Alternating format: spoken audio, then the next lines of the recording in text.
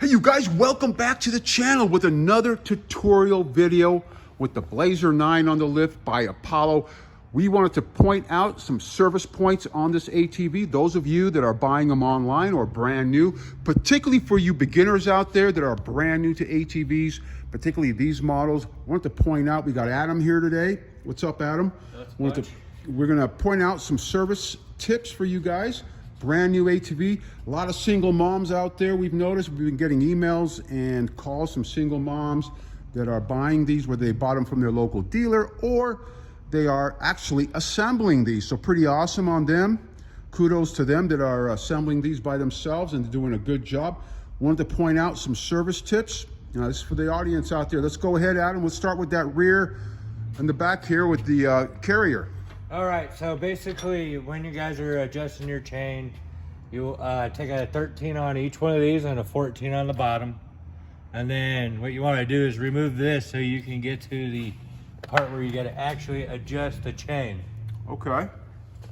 And then after that, you just adjust it. Okay, so they got to move this chain guard right here and allows them to put, let's say, a channel lock or a spanner that can fit into these little notches over here and allows you to move that carrier, guys. So the whole idea is when you loosen these right here, it loosens the carrier, and it's best to actually have it lifted. It's much easier to do the chain adjustment when you have this lifted off. You put some jacks under it, lift it off, so then the carrier is loose, the axle and all that, and you can make your adjustment. Now, for full details on chain adjustments, watch our channel. We made a full chain adjustment video just on the Blazer 9 and other models as well. The fundamentals are generally the same, right, Adam? Right, exactly. Okay, so we got that down. Anything else you want to point out here in the rear? So before we go further into the rear, we want to make sure everything's all nice and tight, all the nuts and bolts that you see, go from there. And then where we go to next after we do all that stuff is grease the Zerk fittings on the back. There's two sitting right there on each side. Okay, are those the ones with those red caps on there? Right. Okay, so you got two Zerk fittings. Nice to have you guys. That tells you a lot about the manufacturer as well, that they're showing attention for longevity on these swing arms. So you guys can fit some grease in there. Just take some standard grease like you would do it on your older cars. So again, Zerk fittings here on the top where you see those two red caps over there. All right, let's move ahead. So just continue to make sure everything else is tight on the bike.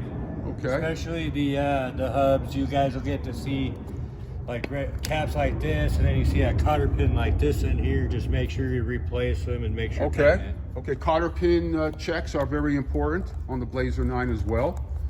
All right. So what else here we have here? So basically, we got our fuel filter. We got to replace.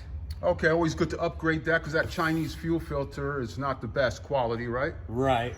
Okay. And then you got more Zerk fittings up in the front, which are 3 on each side. All right, let's go to that side there and you can point those out to our audience. There's one right here and 2 on the bottom. Okay, so we see the ones with the red caps over here.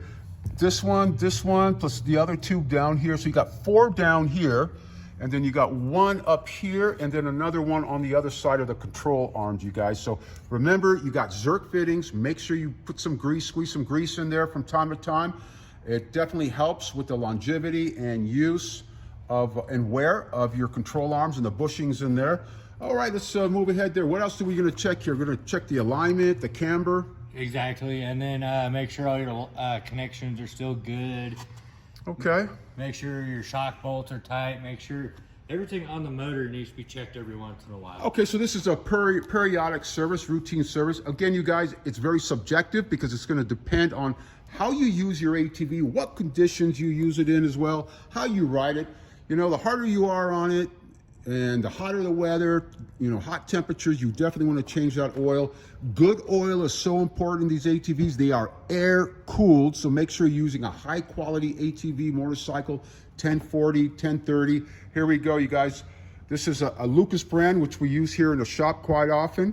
And this is a 1040 non-synthetic. You can also use the semi-synthetic. Again, it takes how much oil? A little bit less than a quart. Okay, all right, there you go, you guys. So just shy of a quart, and where are we filling and checking the oil? We're checking the oil here and also filling it, and then we're draining it down here Okay, right down there where your finger's at, that's what, 17 millimeter? Correct. All right, so that vertical, you guys, you can see this one, this nut right here. This one right here is the one you want to loosen. Now, there's one angled on the other side usually in a lot of the ATVs. And a lot of these motors are quite similar, even on the different brands. And what bolt is that for?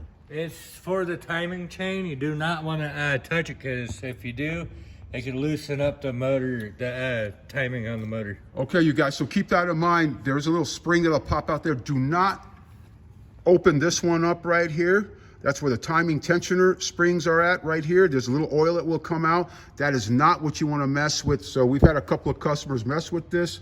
We asked them to put it back. Luckily, everything was okay. It's that 17 millimeter vertical one there. You guys, a large one there. It takes 17 millimeter. What else do we want to add here, Adam? So basically what we want to do next is to make sure to change the spark plug.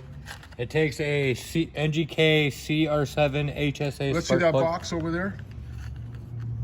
Okay, so the NGK, it's always good to upgrade your spark plug, you guys. They come standard with that torch, right? Right. All right, that's that Chinese brand. You know, it's okay, you know, for a stock, but upgrading your spark plug, NGK is the way to go. And you plug it in right over here. That's where you're going to remove this, your spark plug, boot there, and you remove it and replace it. What size socket is that going to take? So for this, it's a 16 millimeter or a 5/8 spark plug socket. Okay, you guys, great. Good to know. Good to know.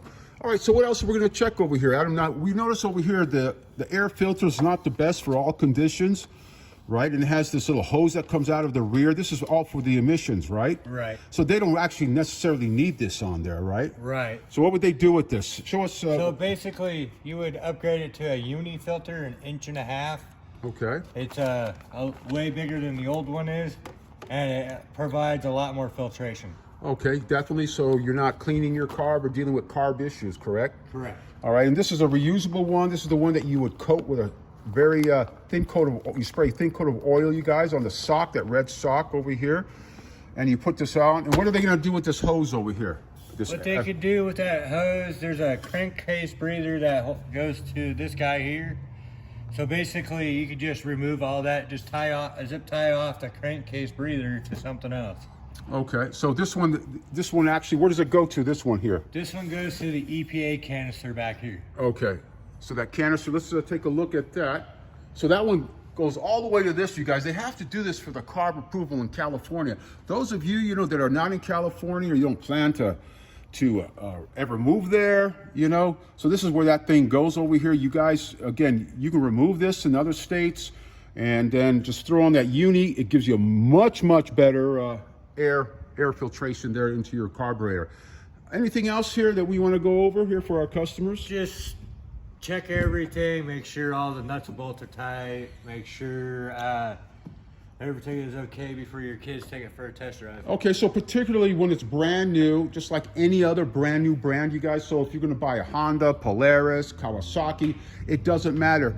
Brand new, they do need a break-in service. Things, you know, they stretch out, the chain does. Use a good chain wax. Let's show them what kind of chain wax we use.